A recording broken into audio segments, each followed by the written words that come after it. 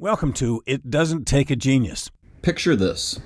A small coffee company decides early on to be bold. They pursue excellence in every cup, every interaction, and every community tie.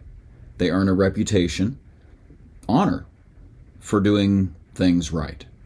When tough times hit, like the pandemic, the community rallies behind them. They line up at the drive-thru because the employees had built real worth in the community.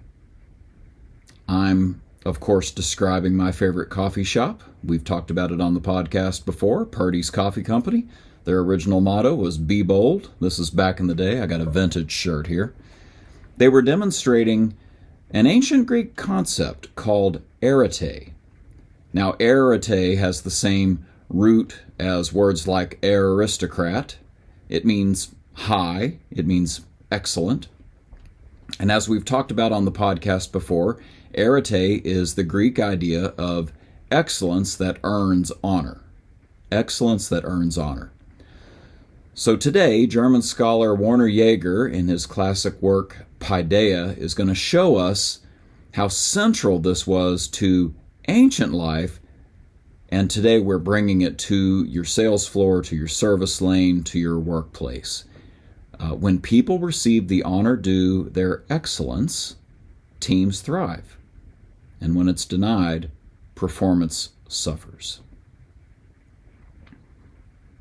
All right, well, welcome to It Doesn't Take a Genius. I am your solo host today, Mark Ramsey.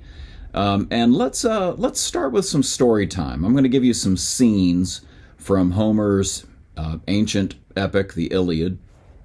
And the first story comes from Book 6. It's about a man named Glaucus.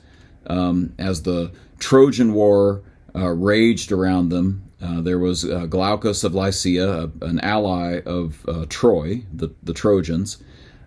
He introduces himself to a Greek adversary squaring off against him. And he starts by claiming his lineage, who's his daddy and who's his daddy's daddy. And then he boasts of the advice his father gave him while rearing him. And here's the advice. Always be the best, my boy, the bravest, and hold your head up high above the others. Never disgrace the generation of your fathers. They were the bravest champions born in Corinth, in Lycia, far and wide. So there's an expectation there, right? The expectation was that you were to make your family proud by striving for the best. It was a culture of excellence. Can we harness that in the workplace instead of bare minimum effort that we seem to see so often nowadays, right? So that's the first story. Story time 2. This is from Book 9. And this features sort of the main character of the Iliad, the Greek hero Achilles. He's abandoned the Trojan War, has walked off the battlefield because he was not given the honor due him. Quick little aside here, in the Iliad, Achilles' denied honor involved a slave woman taken as a prize in a battle. And I believe Homer uses these stories in the Iliad to show how war and force constantly violate human dignity. People, get treated like objects in the Iliad, and it's going to be right next to a story that's almost heartwarming. And I think he does that on purpose, but that's beside today's point. I just wanted to get that out of the way in case anybody was going to fuss at me. One of the other themes running through the epic is arete, striving to be the best, and the public honor that affirms that excellence. So, regardless of all that, the Greeks send an embassy to Achilles sulking in his tent to persuade him. And the embassy includes his old tutor, Phoenix. Phoenix appeals to Achilles to rejoin the battle by reminding him how Achilles' father, Peleus, had told Phoenix to tutor Achilles. And he says this, "The old horseman Peleus had me escort you that day he sent you out of Phthia to Agamemnon, a youngster still untrained for the great leveler, war, still green at debate, where men can make their mark. So he dispatched me to teach you all these things, to make you a man of words and a man of action too. So honor is more than just actions. You don't just get honor because your actions are the ones that get the good results. It's words. It's how you present yourself to others. It's how you win them over by, frankly, being a good person who's also skilled in communicating. It's what they would have probably described rhetoric as being. So there's the second story. Story 3. Now we're up to book 11 in the Iliad, and this is about the elderly warrior Nestor.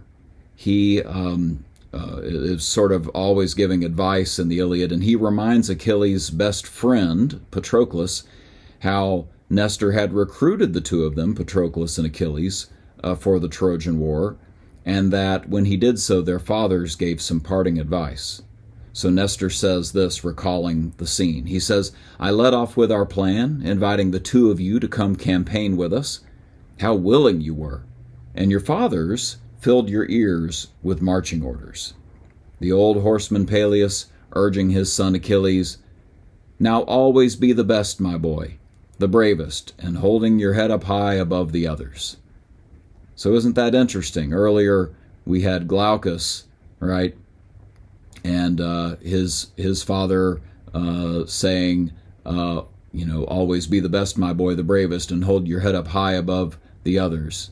And here sure sounds the same, doesn't it? Always be the best, my boy, the bravest, and hold your head up high above the others. So the interesting thing is that this echoes that advice, and the echo goes across the battlefield. Glaucus was part of the Trojans. Achilles and Patroclus are part of the Greeks, the Achaeans. The desire for honor is universal, right? Everybody wants it. So one more story for this section, and this is back to our first story, Glaucus, the one encouraged by his father to be the best. Well, another of the Trojan allies, Sarpedon, and I can't remember how to pronounce that, but let's go with Sarpedon. He urges his cousin, Glaucus, who happens to be his direct report in the battle.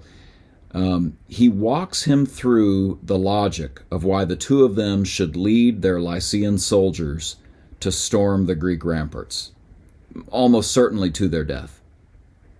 And that logic involves appealing to the excellence Glaucus must display to be worth the honor he has been given.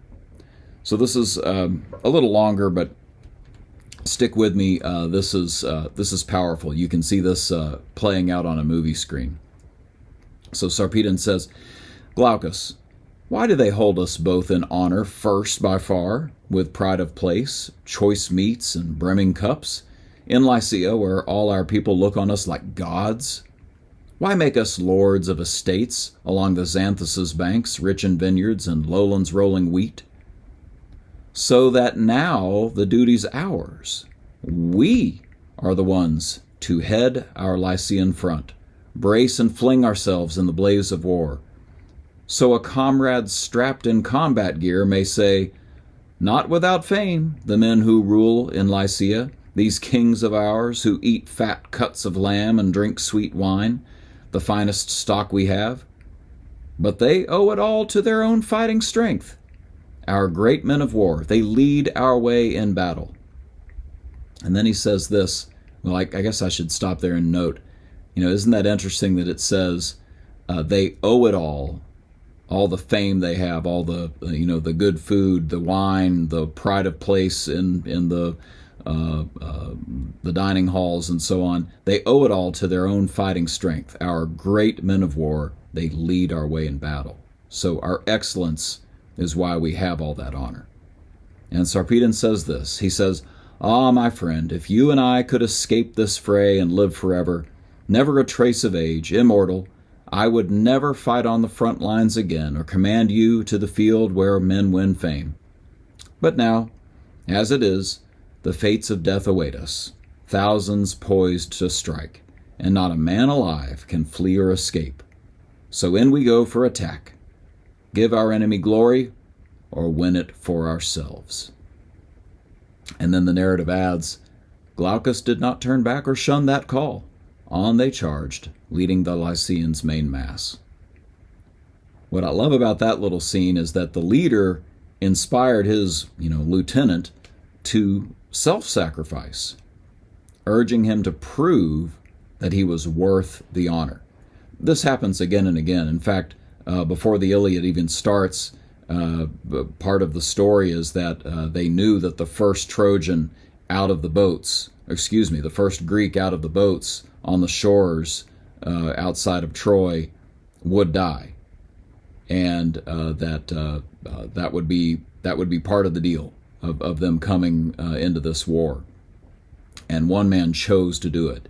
And I've heard a retelling of that story that as he went over the edge, he said, "Immortal fame," and then jumped to his death. He was shot down. So that's part of the mystique here, is that there's some self-sacrifice that goes into showing you're worthy of the honor, that you're worthy of being called excellent. All right. So all of this is perhaps a little bit of a weird concept for a modern person, but I have to explain the ancient Greeks, and this is what I'm getting from Warner Yeager. He says the ancient Greeks saw conscience as a public thing. There wasn't a private conscience, it was a public conscience. In other words, honor from others, especially from your peers, was a confirmation that you were worthy. You confirmed your worth by the honor that you were given. So that was true for Homer's epic heroes in the Iliad. It was also true centuries later when you get to philosophers like Aristotle.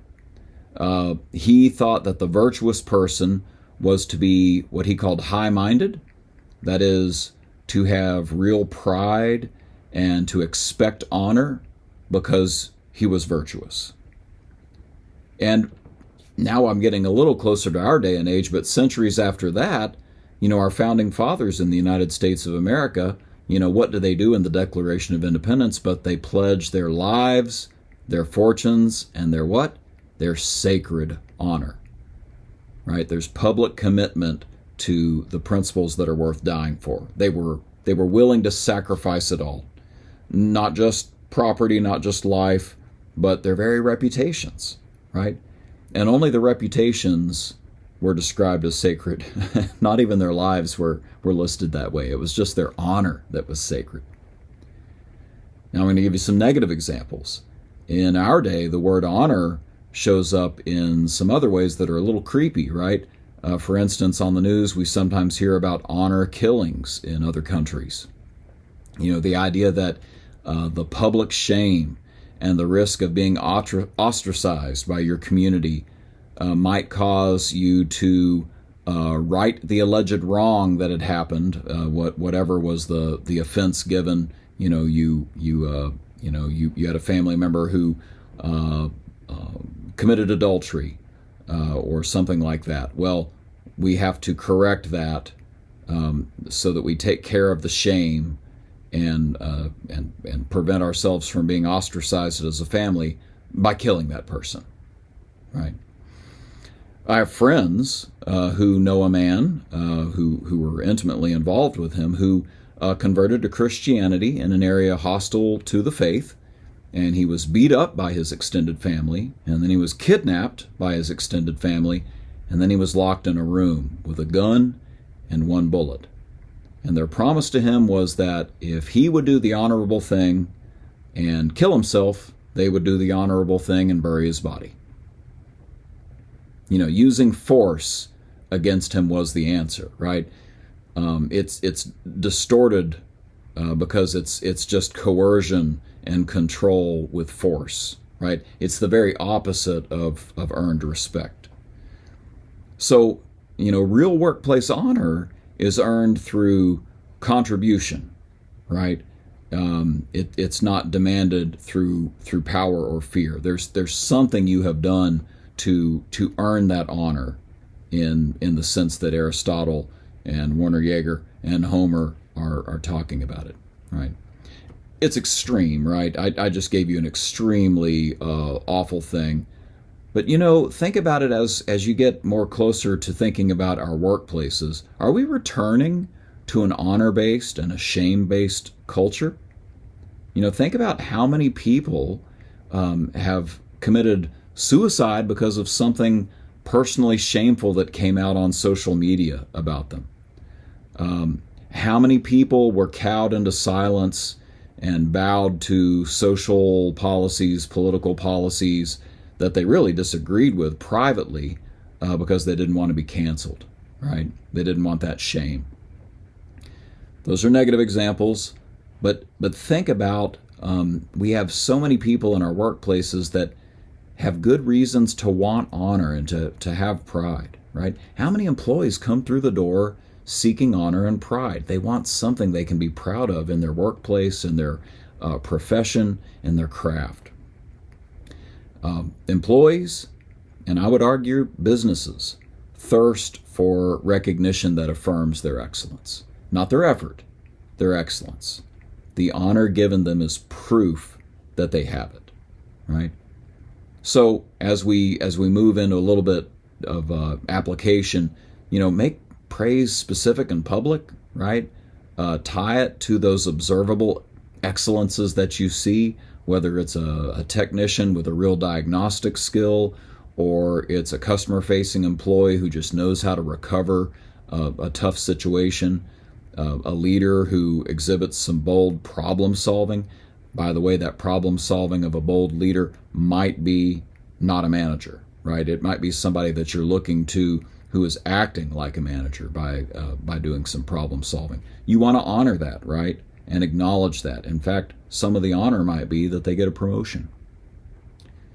All right, I've got a few more tragic stories to share, and then we'll start to wrap this up with the crazy takeaway. There are two more stories from the Iliad and the Trojan War cycle of stories that sort of demonstrate what happens when honor is withheld. So let's talk about Achilles. We talked about how he, in the story deserves the honor of this slave girl. Well, Agamemnon seizes that honor.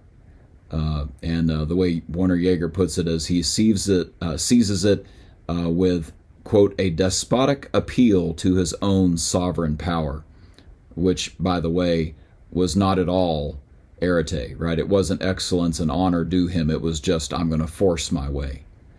And Zeus, king of the gods, rightly withholds the victory in battle so that they see how unjust they have been. That's part of a big part of the story arc in the Iliad. After the Iliad, after the story of the Iliad, another character, Ajax, he's denied Achilles' weapons. Achilles passes away, and Ajax is denied his weapons despite having done more to earn them than somebody else. And there are different versions of this story, but basically Ajax's life ends in despair and suicide because of the affront to his honor. Or in some cases, there's a rage where he kills off all the Greek cattle and then goes into despair and commits suicide. There's the Odyssey, the other big epic poem by Homer. He actually has a scene where Odysseus, the one who cheated Ajax out of the Achilles' weapons, he meets him in the underworld. He meets Ajax in the underworld, and Ajax snubs him.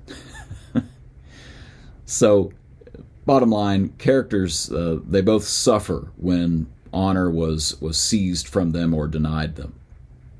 So I want you to think about that too. Passed over promotions, right? Places where the boss or a colleague has stolen some ideas, stolen some credit, right? Some people can handle that and say, you know what, I don't need the credit, but at the same time, it is wrong, right? Ignored contributions, right? What you're breeding there is resentment and the whole concept of quiet quitting. Honor denied causes a withdrawal. And so great leaders restore it by restoring the employee, right? Repairing the relationship, which probably means the leader is doing something authentic, right? Owning their part in this perceived violation. right? So, think about how regularly you're getting into those coaching conversations where you're coming in with a posture of asking questions and using that coach approach to feel people out and, make sure they feel seen and make sure you have an opportunity to uncover any resentments. All right, so now to close us out here, the craziest part of the whole thing. Werner Jaeger notes that real excellence is about sacrifice. And we talked about this a little bit earlier, but let me paint this picture a little more. This comes from one of Aristotle's ethics books. And Jaeger says that, for Aristotle, let me try that again. For Aristotle, pride is an ornament to the other virtues. In other words, once you have the other virtues, you can wear pride as an ornament to say, I've achieved this. And, we have problems with pride in our day and age, right? Well, what they meant here is that pride would be morally worthless or even ridiculous without that full arete, without that full excellence. Plato and Aristotle both call this a word that basically translates to beautiful and good. Beautiful and good, reaching for the very best. So to have that true good pride, you have to do the most difficult of all human tasks. You have to be magnanimous. That is, you have to give of yourself, especially to those less than you. And this seems to be a paradox, doesn't it? I'm going to be proud because I'm going to give myself away, right? When you give this way of yourself, you're actually loving yourself. Or maybe it's easier to say that you're investing in yourself, and by yourself we mean the real you, the ideal you, the one that's your full potential, in other words, your excellence. And so Jaeger writes, if we grasp that, we shall see that it is the highest kind of self-love which makes man reach out towards the highest arete, through which he, quote, takes possession of the beautiful, unquote. He says that's a phrase that you just can't really even translate out of the Greek. A man who loves himself, he says, Aristotle thought, would always be ready to sacrifice himself for his friends, for his country. He would be happy to abandon possessions and honors, right, in order to take possession of the beautiful, right? He might be willing to put his sacred honor on the line, right, to take possession of the beautiful. The principles were just that important. The thing that he would grasp, that he would get, that honor would be that much more important. So, healthy pride, right, leads to mentoring, to staying late for a customer, to team support. It's self-sacrifice, right? You're willing to do that because of the honor that comes with it. And this isn't a tit-for-tat thing. It's I'm going to be the most excellent version of me that I can be. So we need to be building cultures in our workplaces where personal excellence serves the bigger mission, right? That we recognize both the results and character that our people are bringing to the table because it's only going to make us the best versions of ourselves, right? All right. I wanted to talk about the Trojan War. I wanted to talk about excellence. Sometimes when Mike's away, Mark will play. But I do think this is practical. Do something like this. Give a specific public piece of honor this week that's tied to someone's excellence, right? Start asking your team, where do you really feel recognized lately? In what area of your work, and what did we do to recognize that, right? Look for processes where you're leaking opportunities to recognize people and show their worth, right? And heck, maybe try story time like I just did with you. Have that kind of a conversation where you're sharing not the Iliad, but you're sharing something that a team member did or a team did that was just a real win that exemplifies this bold, self-sacrificial excellence that is worthy of honor, right? Okay, so honor isn't ancient history. it's the fuel for modern performance. When we give due honor to excellence, our teams pursue arete with pride and self-sacrifice for the customer and for each other. So focus on what is true, honorable, just, pure, lovely, commendable. Philippians 4:8 talks about this. Wrestle with it, grow with it. What's one way honor shows up or is missing in your workplace, right? Share that below. Email us. Put it in a 5-star iTunes review. All the things that you could do. We'd love to have your feedback. But we hope you've enjoyed today's episode of It Doesn't Take a Genius. And I hope you never have to go to battle and charge over a rampart. But if you do, by golly, do it with some excellence, you know? So go ahead and tweet that. Or share it any other way you want. As always, there are no rights reserved, no trademarks, no copyrights. Share it if you want to. And join us next time on It Doesn't Take a Genius. That's good enough.